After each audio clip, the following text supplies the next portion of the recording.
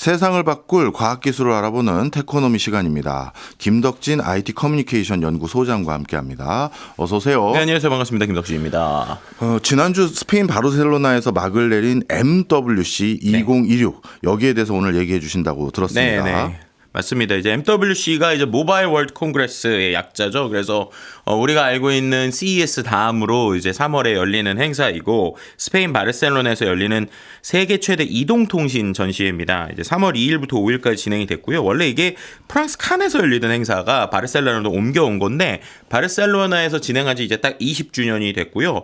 규모가 역시 CES만큼 또 이제 뭐 CES만큼은 아니지만 그래도 꽤 큽니다. 이제 전시장이 이제 피라그란비아라는 곳이 축구장 한 30개 정도 합친 크기이고요. 8개의 전시관이 있고 올해는 2,900개 정도의 기업이 참가했다고 합니다.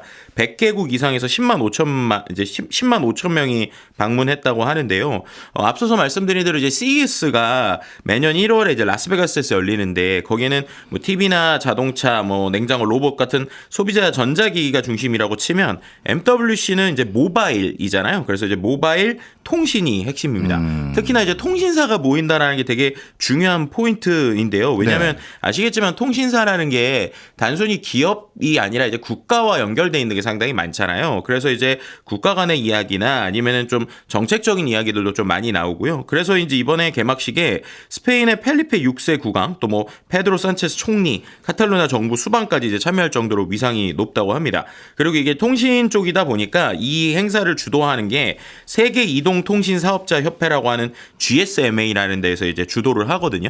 거기에서 이번에 새 사무총장이 된 비벡 마드리나스가 이제 기조연설에서 이제 이 통신사들이 올라가야 될 세 개의 산이라는 걸 제시를 했어요. 그래서 그게 뭐냐? 첫 번째는 5G의 여정을 완성하고 이제 6G로 가야 된다라는 얘기랑 AI에 대한 도전에서의 응전, 그리고 전 세계적으로 급증하는 디지털 사기로부터 세계를 보호해야 된다라는 얘기가 나왔으니까 이건 뭐 단순 소비자 가전을 넘어서서 어떤 정책이나 B2B에 대한 이야기까지 있는 쇼다, 이렇게 좀 말씀드릴 수 있을 것 같네요. 그렇군요. 5G를 마감하고 6G로 가자, AI 도전에 응전하자, 그리고 디지털 사기를 어떻게든 막아보자, 이런 키워드인데, 그런데 정작 MWC의 주제가 IQ 시대라고 얘기하던데 이건 뭡니까? 그러니까 이게 이제 DIQ의 에라이라서 이제 지능의 시대예요. 지능의 시대. 이 지능이라는 게 뭐냐? 결국 이제 AI 얘기를 하는 겁니다. 근데 이제 2023년부터 어떻게 보면 본격적인 화두로 등장한 게 이제 생성형 AI인데 MWC 여러 축 가운데 하나였거든요. 근데 이번엔 아예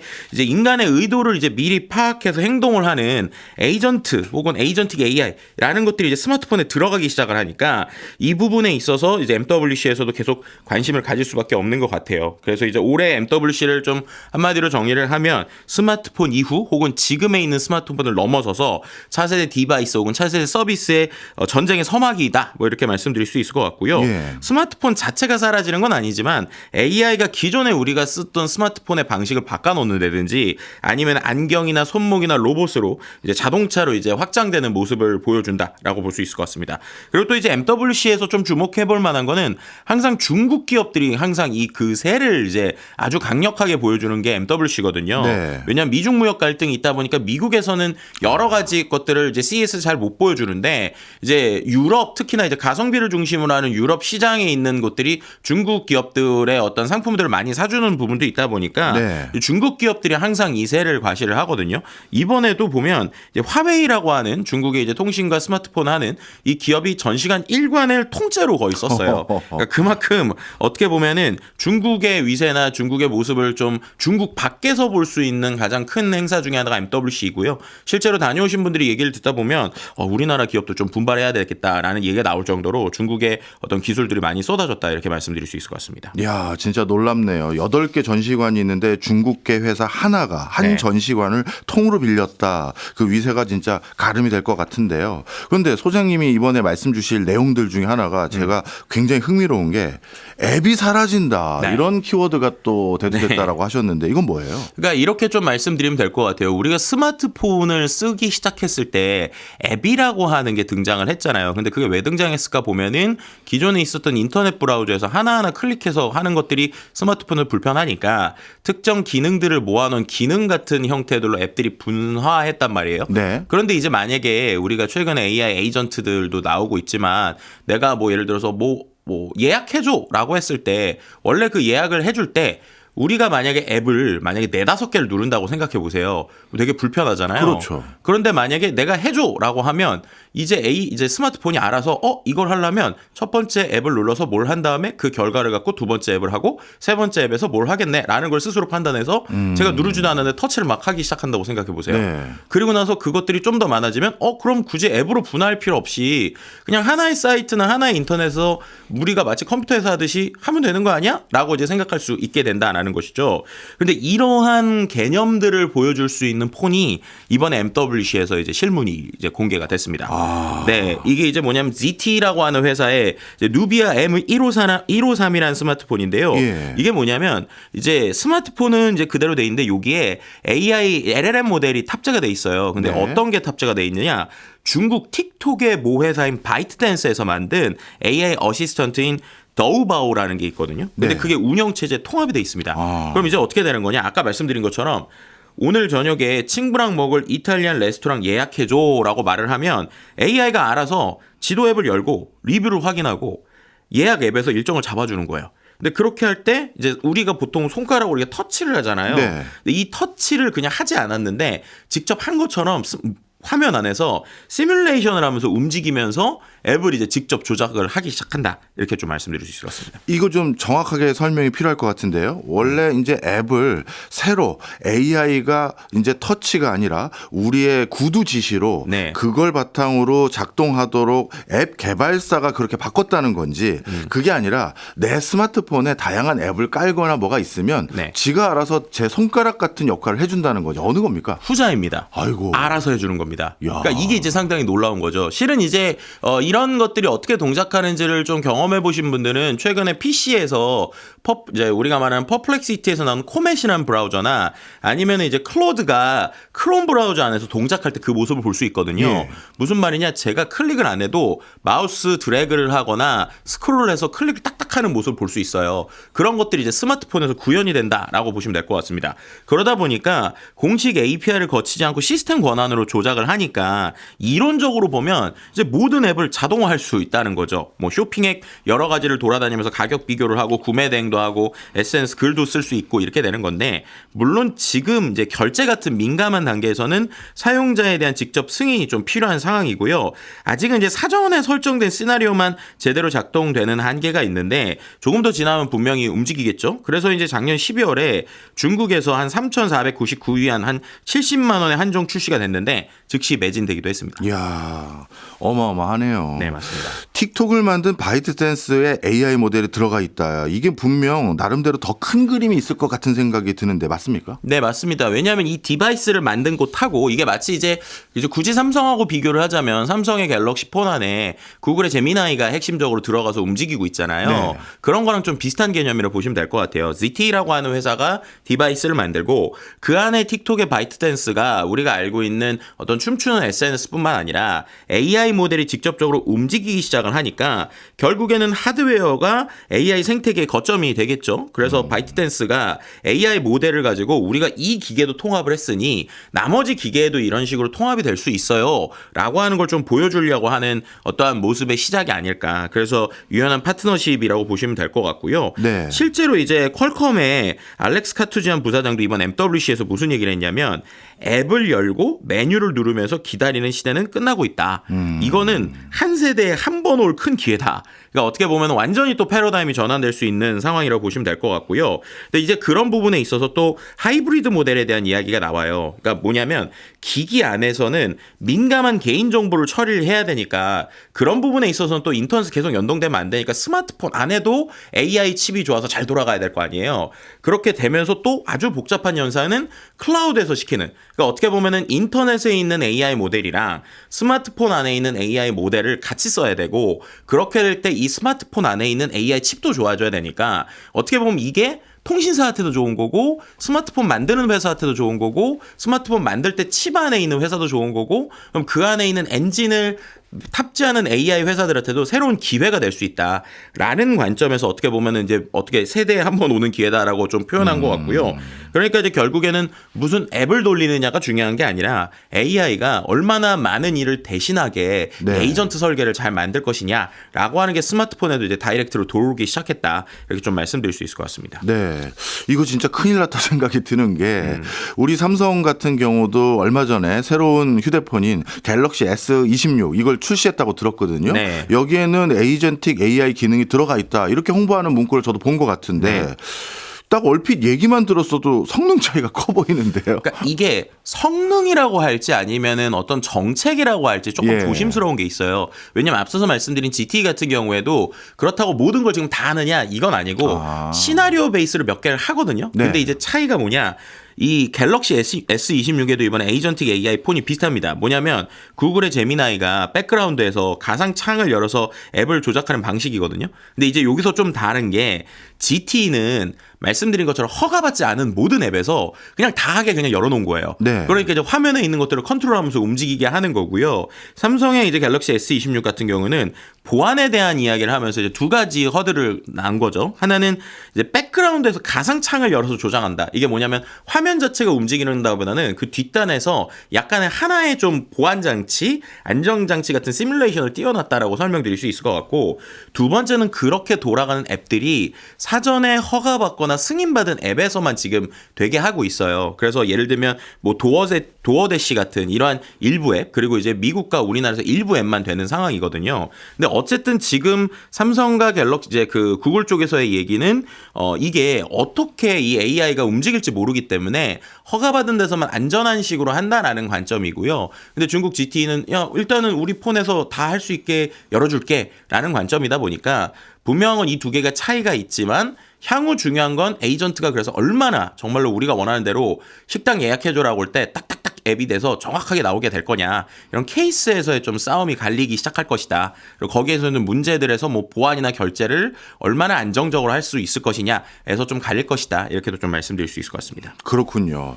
특히 MWC가 중국 기업들이 어떻게 보면 본인들의 제품들을 보여주는 대표적인 장소로 삼고 있다면 네. 어떻게 보면 전략적으로요. 삼성과 애플이 없는 것들 이런 걸 좀 더 보여주면서 네. 확실히 우리가 두각을 나타내자 이런 전략 전술이 있었을 것 같은데 네. 가장 화제가 됐었다 이런 거 뭐가 있을까요? 아마도 CES 때 뭐 로봇 휴머노이드는 많이 나왔었잖아요. 예. 근데 이게 모바일 월드 콩그레스잖아요.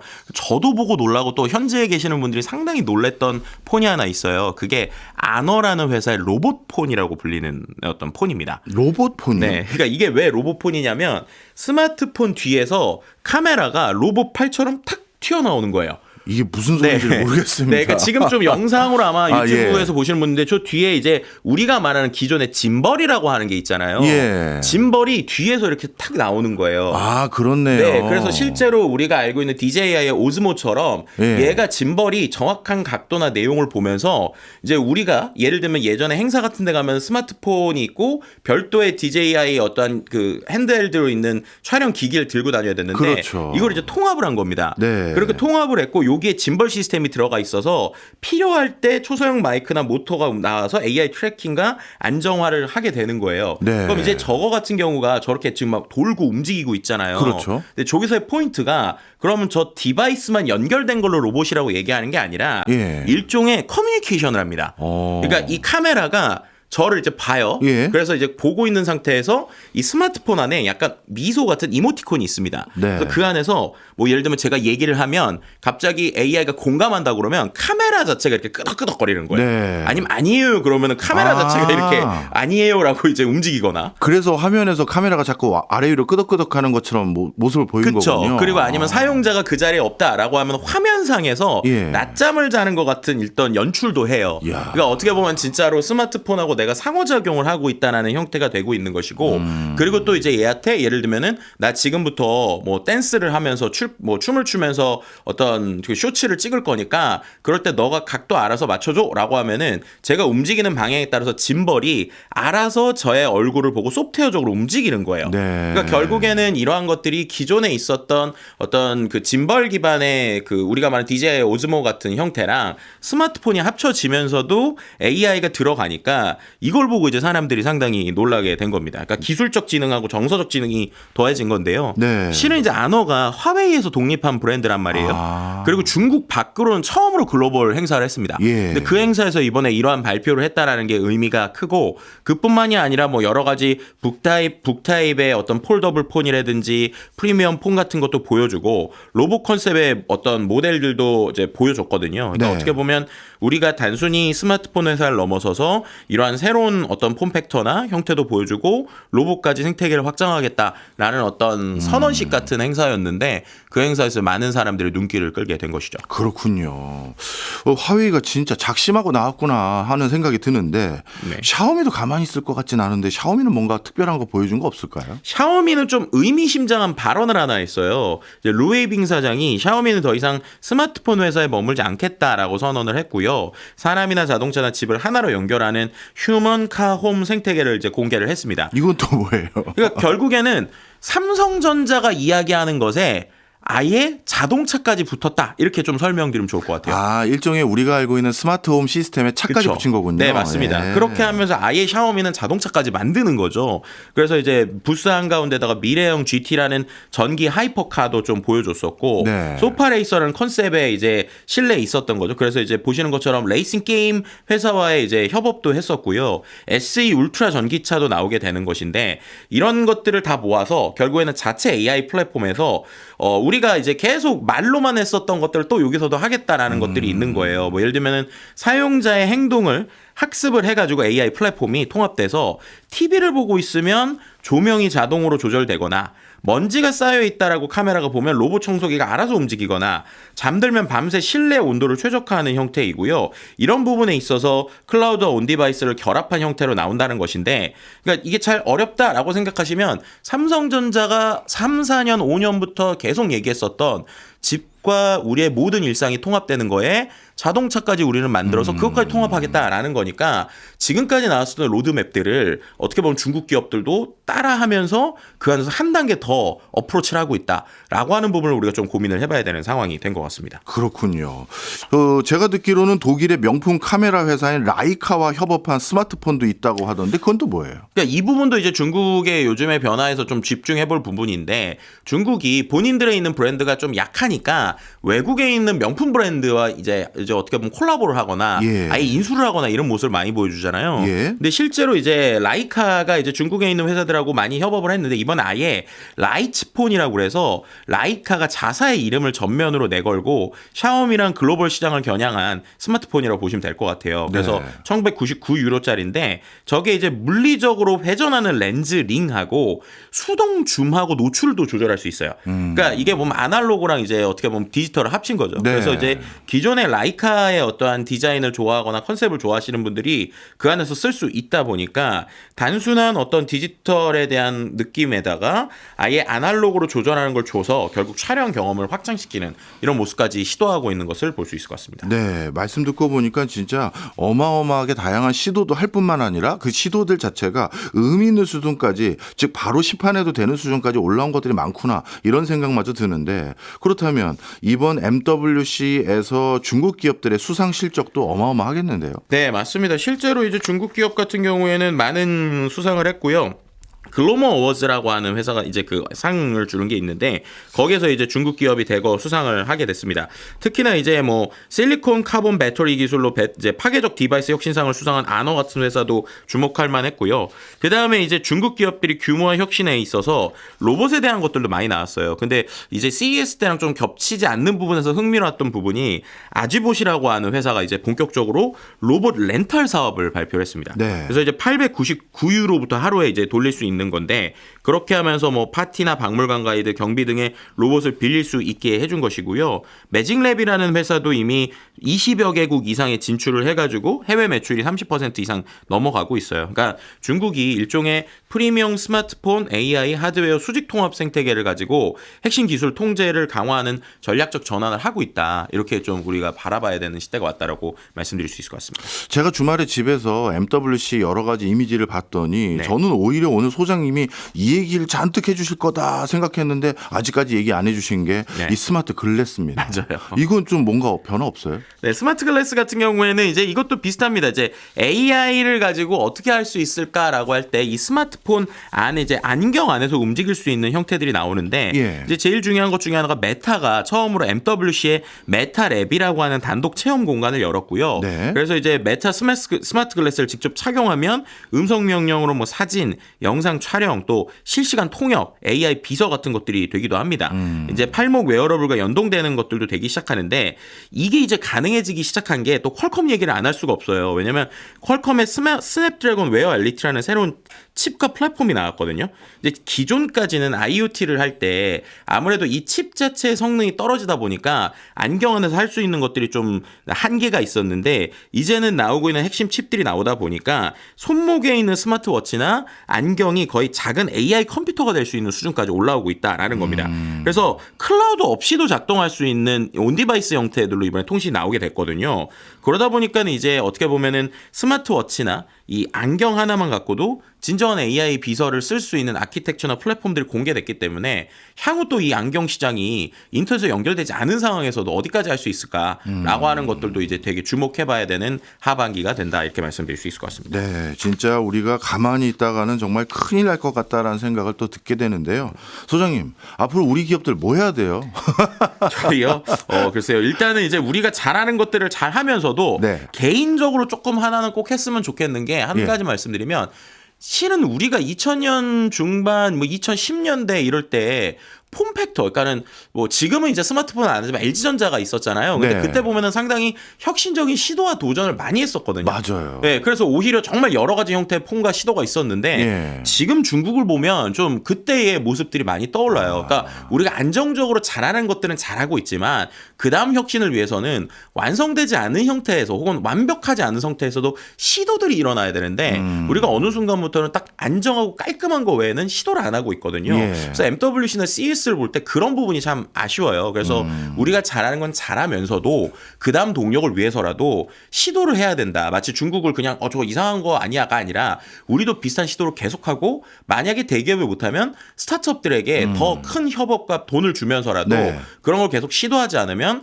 결국 뒤처질 수밖에 없다라는 말씀을 좀 오늘 드리고 싶습니다. 네, 다시 한번 판이 바뀌니까 우리나라도 휴대폰 만드는 회사 또는 스마트 글래스 만드는 회사가 한두 개씩 더 생겨났으면 좋겠다 이런 생각마저도 드네요. 그러니까요. 알겠습니다. 지금까지 김덕진 IT 커뮤니케이션 연구소장이었습니다. 고맙습니다. 네, 감사합니다.